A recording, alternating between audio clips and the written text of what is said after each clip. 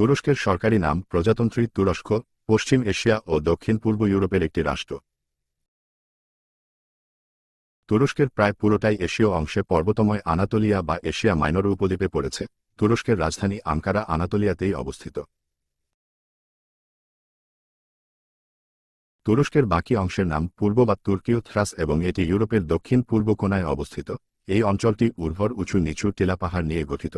এখানে তুরস্কের বৃহত্তম শহর ইস্তাম্বুল অবস্থিত।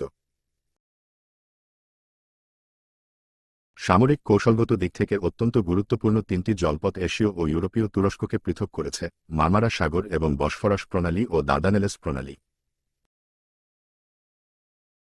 এই তিনটি জলপথ একত্রে কৃষ্ণ সাগর থেকে এজিয়ান সাগরে যাবার একমাত্র পথ তৈরি করেছে। তুরস্কের রাজধানী আঙ্কারা বৃহত্তর নগরী ইস্তাম্বুল সরকারি ভাষা তর্কি। সরকার ব্যবস্থা এককেন্দ্রিক রাষ্ট্রপতি শাসিত সাংবিধানিক প্রজাতন্ত্র। তুরস্ক স্বাধীনতা লাভ করে 19 মে 1919 সালে। আয়তন 7,83,356 বর্গ কিলোমিটার। মোট জনসংখ্যা 8,36,14,362 জন। তুরস্কের পশ্চিমে এজিয়ান সাগর ও গ্রিস ও বুলগেরিয়া, উত্তর পূর্বে জর্জিয়া, আর্মেনিয়া ও স্বায়ত্তশাসিত আজারবাইজানি নাখচিভান।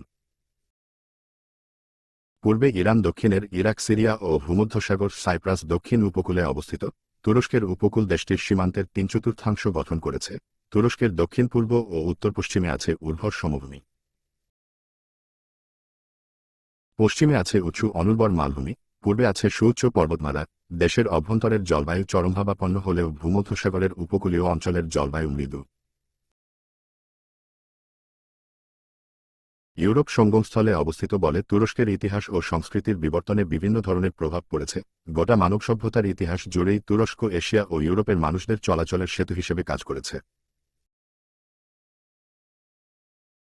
নানা বিচিত্র প্রভাবের থেকে তুরস্কের একটি নিজস্ব পরিচয়ের সৃষ্টি হয়েছে এবং এই সমৃদ্ধ সংস্কৃতির প্রভাব পড়েছে এখানকার স্থাপত্য, চারুকলা, সঙ্গীত ও সাহিত্যে।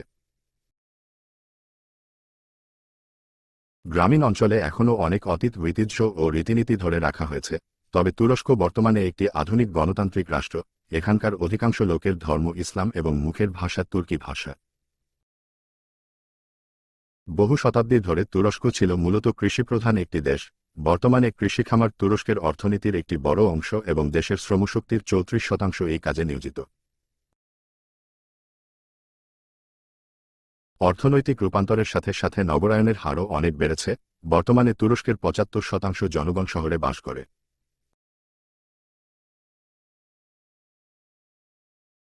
তুরস্কের ইতিহাস দীর্ঘ ও ঘটনাবহুল। প্রাচীনকাল থেকে বহু বিচিত্র জাতি ও সংস্কৃতির লোক এলাকাটি দখল করেছে। 1900 খ্রিস্টপূর্বাব্দের দিকে এখানে হিটাইটদের বাস ছিল। তাদের সময়ই এখানে প্রথম বড় শহর গড়ে ওঠে।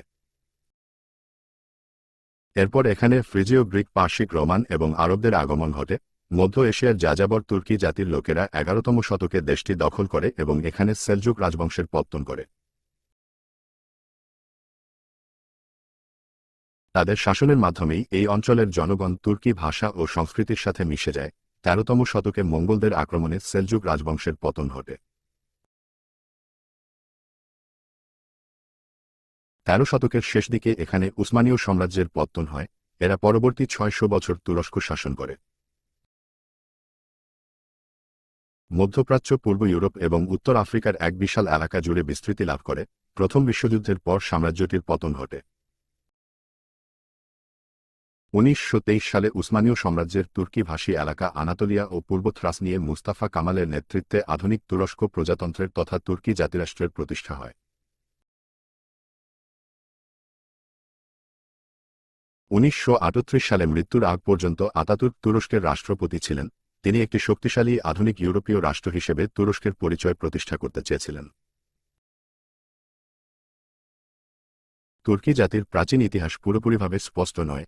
এর অনেকটা লোকশ্রুতি ও কিংবদন্তি নির্ভর। কয়েক যুগ আগেও কোনো ঐতিহাসিক মনে করতেন তুর্কিরা উরালীয় আলতীয় ভাষাভাষী গোষ্ঠীগুলোর অন্যতম। তবে অধিকাংশ ঐতিহাসিক স্বীকার করেন যে মঙ্গল, মাঞ্চু, বালগার এবং সম্ভবত হানদের মতো তুর্কিরাও বৃহৎ আলতীয় মানবগোষ্ঠীর অন্তর্গত। 7ম শতকে আরবদের ইরান বিজয়ের পর কিছু কিছু তুর্কি ইসলাম ধর্ম গ্রহণ করে এবং ইসলামী রাজ্যের মধ্যে বসবাস শুরু করে। নবম ও দশম শতকে তুর্কিদের অনেকের সৈন্য বিভাগে ও শাসনতন্ত্রের অন্যান্য বিভাগে প্রবেশ করতে শুরু করে। দশম শতকে তুর্কিদের অধিকাংশই ইসলাম ধর্ম গ্রহণ করে, এদের মধ্যে সেলজুক তুর্কিরা উল্লেখযোগ্য। 1243 সালে সেলজুকরা মঙ্গলদের কাছে পরাজিত হয়। এতে তুর্কি সুলতানদের ক্ষমতা সীমিত হয়ে পড়ে। পরে প্রথম উসমান উসমানীয় সাম্রাজ্যের সূচনা করেন। তার বংশধররা পরবর্তী 600 বছর শাসন করে। এ সময় তারা তুরস্কে পূর্ব ও পশ্চিমা সংস্কৃতির সমন্বয় ঘটলে 16 ও 17 শতকে উসমানীয় তুর্কি রাষ্ট্র বিশ্বের সবচেয়ে ক্ষমতাধর দেশগুলোর একটি ছিল। 1914 সালে উসমানীয় তুর্কি রাষ্ট্র অক্ষশক্তির পক্ষে প্রথম বিশ্বযুদ্ধতে অংশ নেয় এবং পরাজিত হয়। এ সময় 4টি গুরুত্বপূর্ণ ফ্রন্টে তুর্কি বাহিনী নিয়োজিত ছিল। প্রথম বিশ্বযুদ্ধে পরাজয়ের পর অটোমান সাম্রাজ্যের পতন ঘটে। খণ্ডিত তুরস্কের মূল ভূখণ্ডেই পরে গড়ে ওঠে আধুনিক তুরস্ক বা তুর্কি। এর পতন করেন মোস্তফা কামাল আতাতুর্ক। তাকে আধুনিক তুরস্কের জনক বলা হয়। এর ফলে পতন ঘটে 600 বছরের উসমানীয় সাম্রাজ্যের। একই সাথে মুসলিম বিশ্ব থেকে বিলুপ্তি ঘটে খিলাফত ব্যবস্থার। কামাল আতাতুর্ক ক্ষমতা গ্রহণের পর তুরস্ককে একটি আধুনিক রাষ্ট্র হিসেবে গড়ে তুলতে ব্যাপক সংস্কার কর্মসূচি হাতে নেন। 1923 সালে তিনি তুরস্ককে একটি প্রজাতন্ত্র ঘোষণা করেন। তিনি হন প্রজাতন্ত্রের প্রথম প্রেসিডেন্ট। 1945 সালের 23শে ফেব্রুয়ারি দেশটি দ্বিতীয় বিশ্বযুদ্ধে যোগ দেয়। মূলত উদ্ভূত কিছু পরিস্থিতি মোকাবেলায়ের কোনো বিকল্প ছিল না দেশটির সামনে। যুদ্ধের পর দেশটি জাতিসংঘ ও ন্যাটোতে যোগ দেয়। এ সময় থেকে তুরস্কে বহুদলীয় রাজনীতির প্রবর্তন হয়। 1960 থেকে 1980 সাল পর্যন্ত দেশটিতে রাজনৈতিক অস্থিরতা বিরাজ করে। ফলে 1960, 1971 ও 1980 সালে তুরস্কে সামরিক অভ্যুত্থান হতে দেখা যায়। সর্বশেষ 2016 সালে এক সামরিক অভ্যুত্থান ঘটানোর চেষ্টা করা হয়, তবে শেষ পর্যন্ত তুর্কি জনগণের ব্যাপক প্রতিরোধের মুখে তা ব্যর্থ হয়। 2018 সালে দেশটিতে রাষ্ট্রপতি শাসিত সরকার ব্যবস্থা কায়েম হয়। বর্তমানে দেশটিতে গণতান্ত্রিকভাবে নির্বাচিত সরকার রয়েছে। 1923 সালে তুরস্ক প্রজাতন্ত্র প্রতিষ্ঠার পর দেশটিতে অর্থনৈতিক উন্নয়নের জন্য ব্যাপক কর্মসূচি গ্রহণ করা হয়। পরবর্তী 6 দশকব্যাপী অর্থাৎ 1983 সাল পর্যন্ত সে উন্নয়ন প্রচেষ্টা একই ধারাবাহিকতায় চলতে থাকে।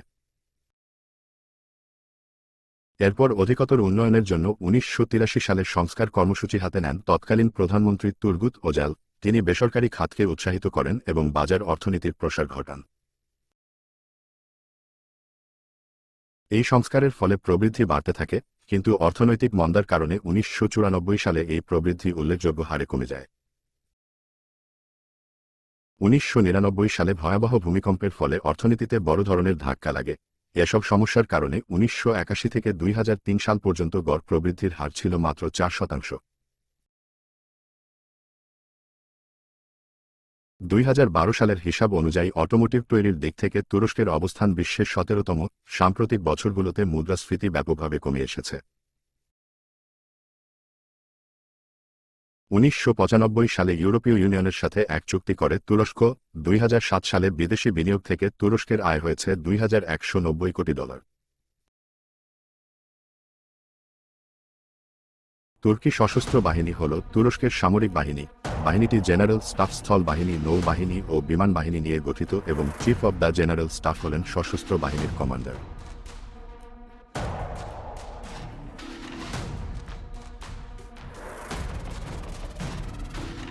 উনিশশো 1952 সালে ন্যাটোর সদস্য হওয়ার পরই তুরস্ক তার সশস্ত্র বাহিনীর জন্য একটি ব্যাপক আধুনিকীকরণ কর্মসূচি শুরু করে দেয়। সামরিক সক্ষমতার দিক থেকে বিশ্বে অন্যতম শক্তিধর দেশ তুরস্ক। মুসলিম বিশ্বে দেশটি সবচেয়ে শক্তিশালী, আর বিশ্ব র্যাঙ্কিংয়ে তুরস্ক রয়েছে 8ম অবস্থানে। পাকিস্তানের পরমাণু অস্ত্র থাকলেও সব দিক মিলিয়ে মুসলিম বিশ্বের এখন শীর্ষে অবস্থান করছে তুর্কি সামরিক বাহিনী। তুরস্কের সেনাবাহিনীর সদস্য সংখ্যা প্রায় 4 লাখ। এই বাহিনীর হাতের বর্তমানে উল্লেখযোগ্য যুদ্ধ সরঞ্জামের মধ্যে রয়েছে ট্যাঙ্ক, আর্মার্ড ফাইটিং ভেহিকেল ও বহুমুখী রকেট ব্যবস্থা, MGM-140 ক্ষেপণাস্ত্র ব্যবস্থা, আলটায় ট্যাঙ্ক, আকাশ থেকে ভূমিতে নিক্ষেপযোগ্য মিসাইল মিজরাক ইউ, নিজস্ব প্রযুক্তিতে তৈরি 600 সাজোয়া যান বিএমসি কিরপি, পান্টার হুইজার নামক অত্যাধুনিক কামান।